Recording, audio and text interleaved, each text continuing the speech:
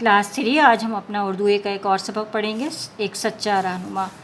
سچا رہنما آپ کو نظر آ رہے ہیں، یہ سر سید احمد خان ہیں، اور یہ مسلمانوں کے پہلے لیڈر ہیں جنہوں نے مسلمانوں کی 1857 کی جنگ آزادی کے بعد رہنمائی کی کہ اب ان کو کرنا کیا ہے۔ ٹھیک ہے نا، سچا کا مطلب ہے سچ کو پہچاننے والا رہنما، یعنی لیڈر، کہ جو مسلمانوں کو سچائی کی طرف جو ہے وہ لے کر جا رہا ہے کہ یہ سچ ہے، اس پر عمل کرو۔ ہم سبق پڑھتے ہیں، ریڈ کرتے ہیں، دیکھتے ہیں کیا لکھا ہے۔ یہ برسوں پرانی بات ہے جب 1857 کی جنگ آزادی کی تیز آندھیاں رک گئیں، یعنی جو یہ وہ جنگ ہے جو مسلمانوں اور ہندوؤں دونوں نے مل کر 1857 میں انگریزوں کے خلاف لڑی کہ وہ انگریزوں سے جو ہے نجات چاہتے ہیں، انگریز اپنے ملک واپس چلے جائیں اور ان کو برصغیر میں آزادی دے دیں۔ دونوں نے جنگ لڑی، لیکن ہوا کیا کہ ہندو بعد میں مکر گئے اور انہوں نے کہا کہ جناب ہم اس لڑائی میں جو ہے وہ شریک نہیں تھے، صرف مسلمان اس لڑائی میں شریک تھے، لہٰذا سارا بدلہ انگریزوں نے مسلمانوں سے چکایا۔ اس طرح آزادی اور خوشحالی کی دھوپ اپنی کرنیں پھیلا رہی تھی۔ 1857 کی جنگ آزادی کے بعد اب سکون ہو گیا تھا، انگریز پوری طرح جو ہے وہ چھا گئے تھے، برصغیر میں حکومت کر رہے تھے اور جو ہے برصغیر ترقی کر رہا تھا۔ تو ایسے میں پورے ہندوستان میں صرف مسلمان ہی وہ واحد قوم تھی جو اب بھی بے چارگی اور مشکلات کا شکار تھی۔ کیوں شکار تھی؟ کیونکہ ہندوؤں نے سارا الزام مسلمانوں کو لگا دیا تھا، اور انگریز جو تھے وہ یہ سمجھ رہے تھے کہ مسلمان اس کے واحد ذمہ دار ہیں، اور انہوں نے مسلمانوں سے سارے بدلے چکائے، یعنی جو تھی ان کی جائیدادیں بھی ضبط کر لیں، ان کو پڑھائی سے نکال دیا، ان کو نوکریوں سے نکال دیا، ہر طرح سے محرومی ان کا مسلمانوں کا مقدر بن گئی۔ یہ وہ نازک دور تھا جب بیچارے مسلمانوں کی نظریں کسی ایک ایسے لیڈر یا شخص کی تلاش میں تھیں جو انہیں اندھیروں سے نکال کر روشنیوں میں لا کھڑا کرے۔ اندھیرا کیا تھا؟ مسلمانوں کو کوئی راستہ نہیں پتہ چل رہا تھا کہ اب مسلمانوں کو کیا کرنا چاہیے، جبکہ اب وہ ہندو بھی جو ہے وہ ان سے علیحدہ ہو چکے ہیں اور ان کا ساتھ نہیں دے رہے، الٹا ان کو الزام لگا دیا ہے۔ تو اب انگریزوں اور ہندوؤں کے ساتھ انہوں نے کیسے لڑنا ہے، اپنے آپ کو ان مشکلات سے کیسے نکالنا ہے۔ ایسے میں ایک مسلمان کے دل میں قوم کا درد اٹھا۔ کون سا مسلمان؟ یہ سر سید احمد خان، جن کی پکچر آپ کو بک میں نظر آ رہی ہے، جو بنجور میں جج کے عہدے پر انگریز کی نوکری کرتے تھے۔ ٹھیک ہے، سر سید احمد خان ان دنوں کہاں نوکری کرتے تھے؟ بجنور میں جج کے عہدے پر فائز تھے، وہاں نوکری کرتے تھے وہ۔ انگریز اس کی تعلیم، سچائی اور ایمانداری سے بہت متاثر تھا۔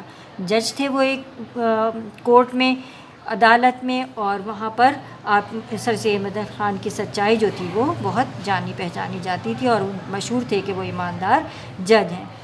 اس رہنما نے مسلمانوں کو سمجھایا، یعنی سر سید احمد خان نے مسلمانوں کو سمجھایا کہ انگریزوں سے خفا رہنے کا کوئی فائدہ نہیں۔ مسلمان انگریزوں سے خفا رہتے تھے کہ انگریزوں نے ہمارے ملک پر قبضہ کیا ہے، ہماری جائیدادیں ضبط کی ہیں، اور ہمیں چاہتے ہیں انگریز کہ ہم ان کی جو ہے وہ معاشرت، اقدار ان کو اپنا لیں، جس کی وجہ سے وہ انگریزوں سے خفا رہتے تھے۔ سر سید احمد خان نے سمجھایا کہ ان سے انگریزوں سے خفا رہنے کا کوئی فائدہ نہیں، خفا میں ناراض کوئی فائدہ نہیں ہے، اور یہ بھی بتایا کہ اب ان کے مسائل کا حل صرف جدید تعلیم حاصل کرنے میں ہے۔ اس سے پہلے کیا تھا بچوں؟ برصغیر میں نظام تعلیم جو تھا وہ فارسی تھا، فارسی زبان میں ہی تعلیم دی جاتی تھی، پڑھایا لکھایا جاتا تھا، اور انگریز جو تھے وہ انگریزی کی تعلیم دینے لگے تھے۔ انہوں نے انگریزی اسکول کھولے تھے، انگریزی میں تعلیم دی جاتی تھی، اور مسلمان انگریزی تعلیم حاصل نہیں کرنا چاہتے تھے، کیونکہ وہ سمجھتے تھے کہ اس طرح ان کا ایمان متاثر ہوگا اور وہ مسلمان نہیں رہیں گے۔ ایسے میں سر سید احمد خان نے ان کو سمجھایا کہ ایسا نہیں ہے، اگر وہ جدید تعلیم حاصل کریں گے تو کیا ہوگا؟ وہ انگریزوں کا مقابلہ کر سکیں گے۔ اس شخص کا نعرہ، یعنی سر سید احمد خان کا نعرہ تھا تعلیم اور صرف تعلیم، یعنی ہم نے تعلیم حاصل کرنی ہے اور تعلیم کے ذریعے سے انگریزوں کا مقابلہ کرنا ہے۔ یہ سچا رہنما سر سید احمد خان تھا۔ سر سید احمد نے 1875 میں علی گڑھ میں ایک اسکول قائم کیا۔ اب وہ مسلمانوں کو تعلیم دینا چاہتے تھے، جس کی غرض سے انہوں نے کیا کیا؟ 1875 میں، یعنی 1875 میں، علی گڑھ ایک شہر کا نام ہے ہندوستان کے، علی گڑھ میں ایک اسکول قائم کیا۔ یہی اسکول 2 سال کے بعد کالج بن گیا، اور پھر یہی کالج آہستہ آہستہ علی گڑھ یونیورسٹی میں تبدیل ہو گیا۔ سر سید احمد خان 17 اکتوبر 1817 کو دہلی میں پیدا ہوئے۔ کب پیدا ہوئے؟ 17 اکتوبر 1817، یعنی 1817 کو دہلی میں پیدا ہوئے۔ یہ لاہور سے جڑا ہوا شہر ہے دہلی آپ کا۔ بچپن ہی میں قرآن مجید کی تعلیم حاصل کی، گھر پر ہی حاصل کی۔ تیراکی اور گھڑ سواری بھی چھوٹی عمر سے ہی سیکھی۔ دیکھا آپ نے کہ وہ مسلمانوں کو انگریزی تعلیم حاصل کرنے کے لیے کہہ رہے ہیں، لیکن ان کی اپنی تعلیم بھی بچپن میں قرآن مجید کی اور اسلامی تعلیم سے ان کو دی گئی ہے، اسلامی تعلیم۔ اور پھر اس کے بعد تیراکی یعنی پانی میں تیرنا اور گھڑ سواری گھوڑے پہ بیٹھ کر دوڑنا بھی انہوں نے سیکھا۔ سر سید احمد خان اردو، فارسی، عربی اور فارسی پڑھ لیتے تھے کیونکہ وہاں کی زبان ہی یہی تھی، اردو، عربی اور فارسی پڑھ لیتے تھے۔ اس کے علاوہ جب انگلستان کیمبرج یونیورسٹی گئے تو انگریزی بھی سیکھ لی۔ ان کی تربیت میں ان کے والدہ کا بہت ہاتھ ہے۔ ایک بار بچپن میں سر سید نے ایک پرانے بوڑھے ملازم کو کسی بات پر تھپڑ مار دیا۔ اس بات پر والدہ نے گھر سے نکال دیا۔ وہ ناراض ہو گئیں کیونکہ ان کی تربیت میں یہ بات شامل نہیں تھی کہ آپ جو ہے وہ بڑوں کا ادب نہ کریں، خواہ وہ نوکر ہی کیوں نہ ہو۔ آپ 3 دن تک اپنی خالہ کے گھر چھپے رہے۔ 3 دن بعد جب آپ نے بوڑھے نوکر سے معافی مانگی تب والدہ نے گھر پر آنے کی اجازت دی۔ بچے، یہ ہے تربیت کا نتیجہ۔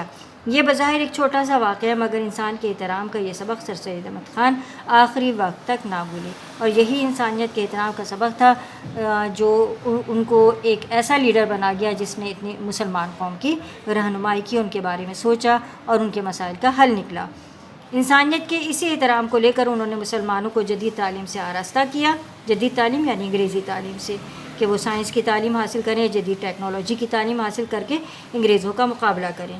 ان کے دلوں میں ترقی اور آزادی کی شمع روشن کی۔ کس کے دلوں میں؟ مسلمانوں کے دلوں میں، جن کی خدمات کا اعتراف بابائے قوم محمد علی جناح نے بھی ان الفاظ میں کیا: علی گڑھ مسلم یونیورسٹی مسلم لیگ کا اصلاح خانہ ہے۔ اصلاح خانہ کس کو کہتے ہیں؟ جہاں سارے ہتھیار رکھے جاتے ہیں بچوں، ٹھیک ہے، اصلاح خانہ ہے، اصلاح ہتھیار کو کہتے ہیں۔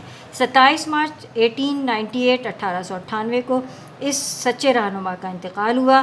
اللہ تعالیٰ اس سچے رہنما کو غریق رحمت کرے، یعنی اپنی رحمت میں رکھے، اور ہمیں ان کے نقش پا پر چلنے کی توفیق عطا فرمائے، آمین۔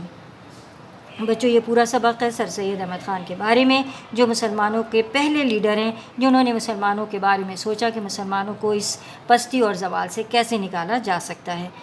اور انہوں نے یہ سوچ کر کیا سوچا انہوں نے کہ تعلیم اور جدید تعلیم کے ذریعے ہی مسلمانوں کو اس پستی اور زوال سے نکالا جا سکتا ہے جس میں وہ 1857 کی جنگ آزادی کے بعد مبتلا ہو گئے تھے۔